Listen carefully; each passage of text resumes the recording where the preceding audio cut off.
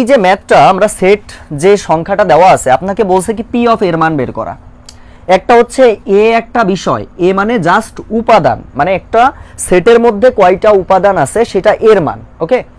আর যখন আপনাকে P of এ বের করতে দিবে, পি মানে পাওয়ার, তো যখন এর পাওয়ার বের করতে দিবে তখন আপনি মনে রাখবেন 2 টু দি পাওয়ার n, আর এই nটাকে বলা হয় উপাদান সংখ্যা। এই nটাকে কি বলা হবে? উপাদান সংখ্যা, মানে যে কয়টা উপাদান হবে সেই সংখ্যাটাই হচ্ছে n এর মান, ওকে। এখন আমাদের প্রথমে জানতে হবে যে ভাইয়া ফিবোনাক্কি কি জিনিস। ফিবোনাক্কিটা একটু দেখে নেন, যারা ক্লাসে আসেন এই ফিবোনাক্কি দিয়ে কোশ্চেন কিন্তু ম্যাক্সিমাম সময় এসে থাকে। ফিবোনাক্কিটা হচ্ছে আপনি প্রথম দুটো যোগ করবেন, প্রথম দুটো সংখ্যা যোগ করলে তৃতীয় মানের সমান হবে। তার মানে 0 আর 1 যোগ করলে কত হয়? 1 হয় না? তাহলে তৃতীয় মানটা ধরেন 1 হয়ে গেল। পরের দুটো যোগ করেন, 1 আর 1 যোগ করলে কত হয়? 2 হয় না? তাহলে এখানে আমরা 2 লিখব। পরে 2 আর 1 যোগ করলে কত হয়? 3 হয় না? 3 লিখব। 3 আর 2 যোগ করলে কত হয়? 5 হয় না? 5 হলো। 5 আর 3 কত হয়? 8 হয় না? এই 8, 8 5 কত? 13। তার মানে দুটো দুটো যোগ করবেন, করে যেটা আসবে সেটা হচ্ছে পরের মানটা আসবে। 13 পরে কত হবে দেখেন? 21। এই টাইপের কোশ্চেন প্রাইমারি পরীক্ষাতে দারুণ ইম্পর্টেন্ট। প্রাইমারিতে পড়ে যে একটা ধারা দেওয়া থাকে, দিয়ে বলে যে এটা দশম পদ কত বা 11তম পদ কত, এটা বলে। তো যখনই পদ বের করতে বলবে আপনি আগে চিন্তা করবেন এটা কি ফিবোনাক্কি সংখ্যা কি না। কথা বুঝছে? যদি থাকে তাহলে আমরা এইভাবে করে ফেলবো। এখন আপনাকে বলছে যে এক্স স্কোয়ারের মান, আপনি এই যে মানগুলো আমি বের করলাম এই মানগুলো কিন্তু সবই এক্স এর মান। কথা বুঝতে পারছেন?